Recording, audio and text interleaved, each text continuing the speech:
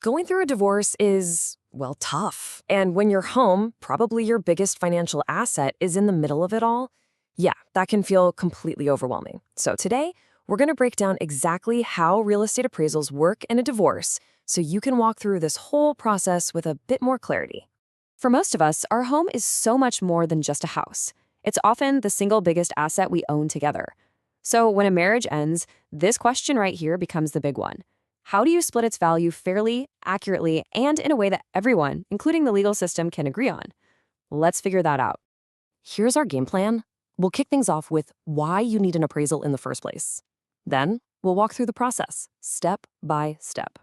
After that, we'll see how a property's value turns into actual divisible equity. And finally, we'll talk about what to do if you and your spouse just can't agree on the number.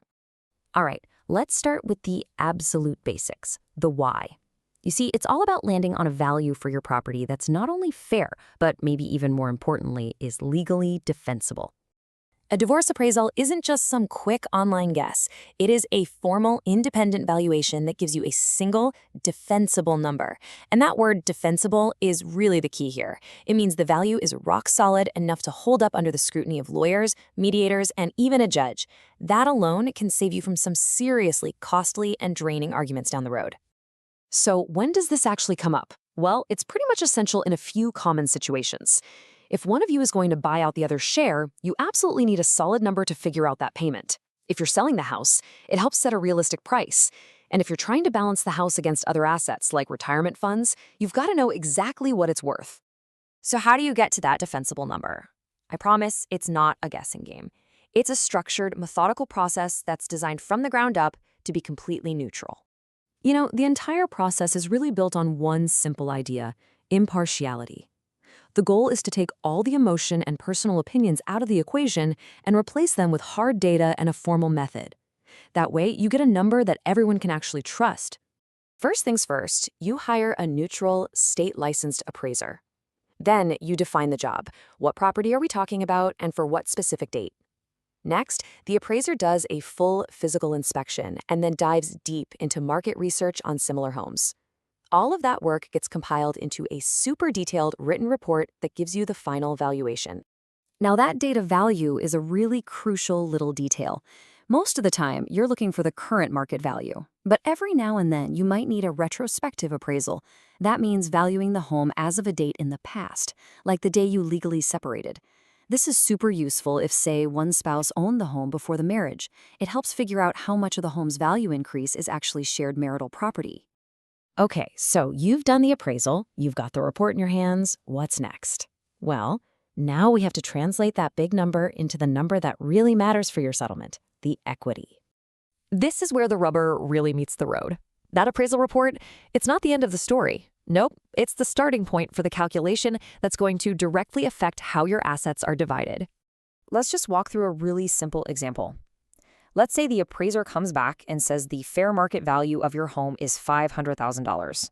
Okay, that's our starting number. Now, from that value, we have to subtract anything that's owed on the property. So let's pretend there's still an outstanding mortgage for $300,000. We deduct that from the market value. And there you have it. The result is $200,000. This is the total divisible equity. This is the actual pot of money that needs to be split as part of the marital estate. So that $200,000 in equity gets added to the total marital pot. It can be split by selling the house, or one spouse can buy the other out. Or it can even be balanced against other assets, like a 401k, for instance, to make sure the final settlement is equitable for everyone involved. Of course, life isn't always a straight line. What happens when two people who are already in the middle of a disagreement, well, disagree on the appraisal value? The good news is there are established ways to handle this. This is a super common question and a very real possibility.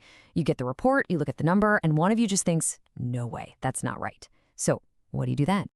And this is the classic conflict, right? Maybe the spouse who wants to keep the house hopes for a lower value to make the buyout cheaper. Meanwhile, the spouse who's leaving wants a higher value to get a bigger share. It's a natural point of friction. But here's the good news. You are not stuck. There are clear paths forward. You can always get a second appraisal for another opinion. You could have an expert review the first report to check for mistakes. If you end up with two different numbers, a mediator can help find a compromise. And as a last resort, the court can just appoint its own neutral appraiser to settle it once and for all. So we've looked at why an appraisal is so important, the methodical process behind it, and even the clear steps for handling disagreements. Think of this as a roadmap to demystify one of the most stressful parts of a separation. Because understanding this process doesn't just give you a number, it gives you the power to advocate for a fair and equitable outcome.